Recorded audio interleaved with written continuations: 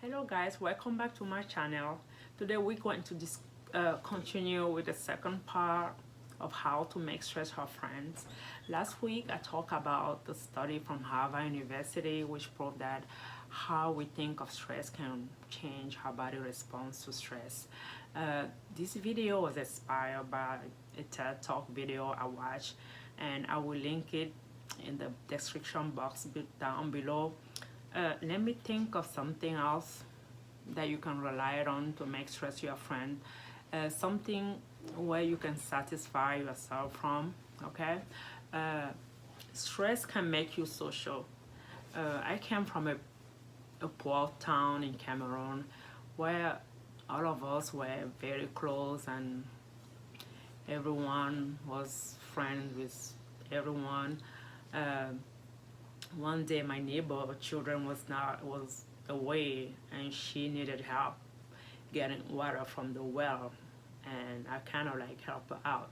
Another neighbor needed me to buy something for her in the market, and then I went and bought it for her. And one day there was this elder woman who was carrying a large pot on top of her head, and I offered to help her and carry it for her all the way back to her house. Cameroon is a country full of love and compassion, and everyone is willing to help each other out. To make you understand why stress can make you social, let's talk about oxytocin. It is a stress hormone. It is only relieved during stress. It is also called a cuddle hormone as a nickname because it is released when you hug someone. Oxytocin is a neurohormone. It is involved in a lot of things. It tunes your brain's social instinct. It primes you to do things that threaten close relationship. Oxytocin makes you crave physical contact with your friends and loved one. It increases your sympathy. It make you more willing to help and support the people you care about. I wish we could all inhale oxytocin to become more loving and caring. Trust me, we will all live in a world full of love and compassion.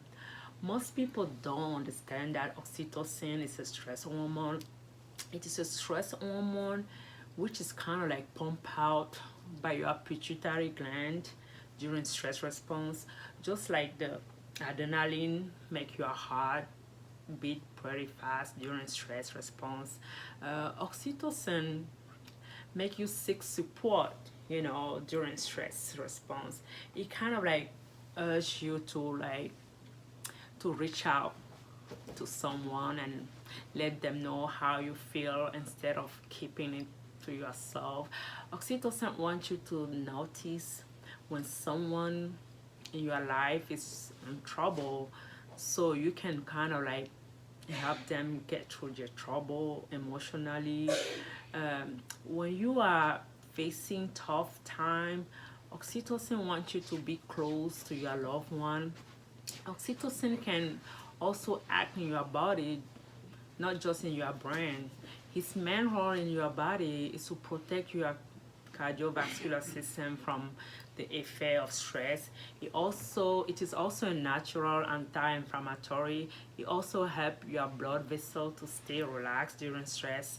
The heart has a receptor for this hormone, and oxytocin helps your heart cell to regenerate and heal from any damage from stress.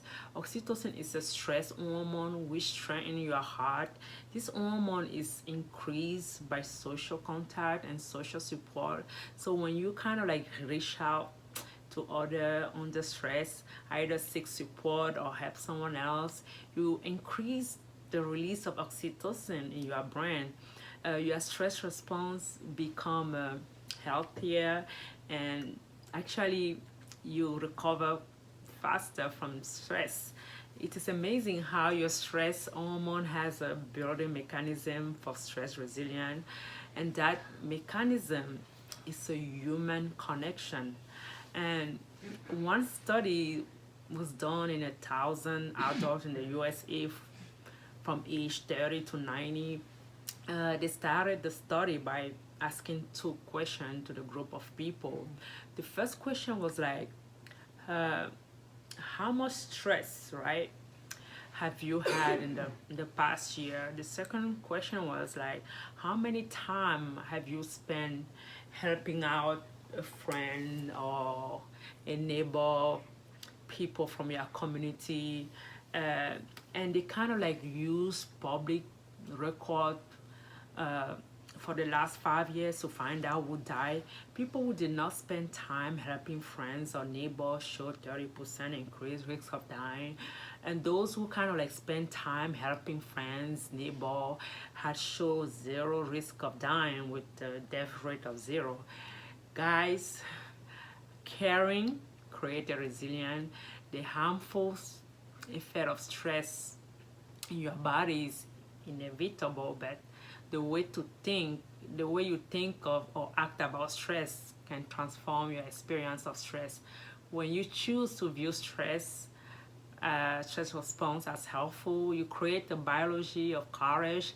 And when you choose to reach out to people, help a friend, neighbor, you create resilience. I think knowing this will make you feel positive and strong about stress. Guys, since I kind of learned this study, I started reaching out more to my friends, my loved one, and also my neighbor. Today, I'm giving you the same advice.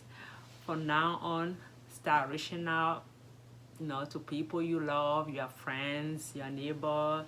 I know you have been doing that already, but I would encourage you to even do it more. So so your brain can release more oxytocin, which make you feel more kind, loving, and make you more social. And the greatest things about it, it will make you live longer and happier. Technically, we all know that stress is really bad and very harmful and deadly, but we just have to train our brain otherwise, so her brain will know that stress is not her enemy anymore but our friends. Therefore, during stress episode, just tell yourself that all is well. It is normal reaction. My body is just adjusting in this circumstance. The positive you remain, your brain will react as you were experiencing a joyful moment, and your heart will not constrict anymore. It will only beat faster. And think of oxytocin, the lovely hormone released during stress, and all its advantage. I want you to try this and let me know how you feel. Please don't keep this video for yourself. Share it to your friends and family. You can save a life. Remember, stay positive, empowered. You will be okay. Thank you for listening. If you have not already, please like and subscribe. And don't forget, we are in this together. So if you have any concern, comment down below. It was a pleasure being able to film this video. Love you guys. See you next week. Bye.